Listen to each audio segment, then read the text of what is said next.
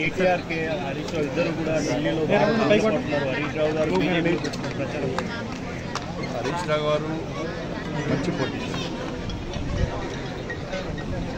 ఇలా కేసీఆర్ గారి మీద, కేటీఆర్ గారి మీద, వాళ్ళ కుటుంబం మీద ప్రజలందరూ వ్యక్తిగతంగా హరీష్ రావు గారు మంచి పొజిషన్.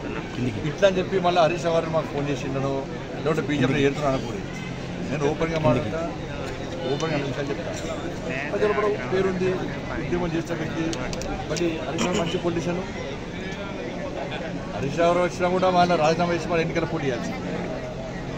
కానీ హరీష్ రావు పోటీ చేస్తాడు, మంచి మనకు ప్రజాభిమానం ఉంది కాబట్టి ఈజీ నిలుపుకోగలుగుతాడు. కాబట్టి మంచి పొలిటీషియన్ దాన్ని ఏమనుకోలేదు, ఓపెన్గా చెప్తున్నాను. ఢిల్లీలో అట్లా చర్చలు ఏమన్నా జరిగినాయి సార్ గతంలో? చర్చలు మాకే వస్తున్నాయి చర్చలు.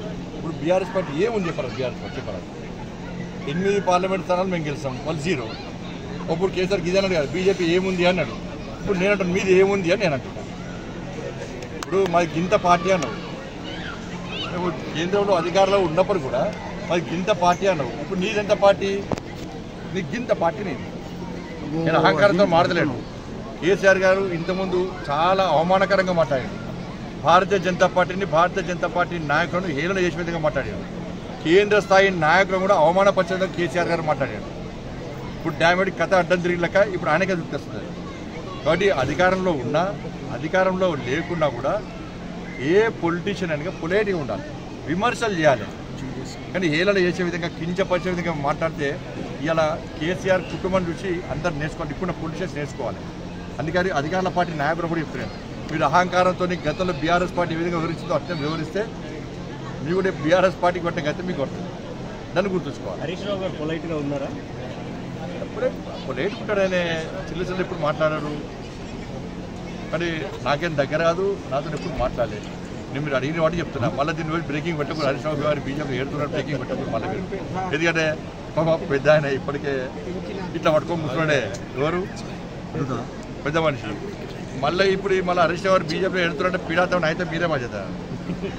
ఎందుకంటే మొదటి నుంచి కూడా కేసీఆర్ గారు నిండు నూరేళ్ళు ఆయుర ఆరోగ్యాలతో అష్టైశ్వర్యాలతో బతకాలని కోరుకునే వ్యక్తి నేను. ఇంకోరి నాశనం కోరుకునే పార్టీ నాది కాదు. అటువంటి వ్యక్తులు మేము కాదు. ఇది నేను వ్యంగ్యంగా మాట్లాడాను.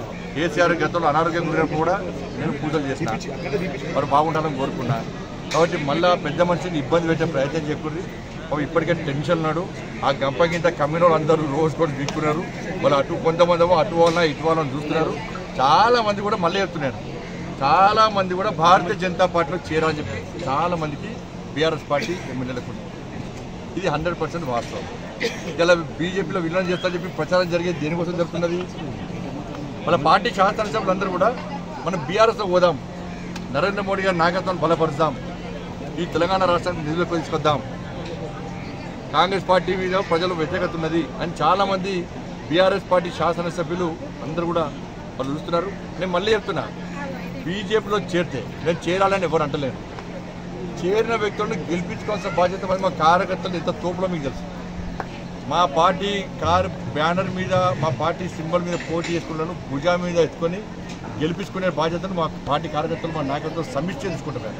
మేమందరం ఒకటే, మా పార్టీ నాయకులు అందరం కూడా నరేంద్ర మోడీ గారి నాయకత్వంలో, మోడీ గారి అమిత్ షా గారి నాయకత్వంలో, జేపీ నడ్డా గారి నేతృత్వంలో, తెలంగాణ రాష్ట్రంలో కిషన్ రెడ్డి గారి ఆధ్వర్యంలో అందరం కలిసికట్టుగా పనిచేస్తున్నాం.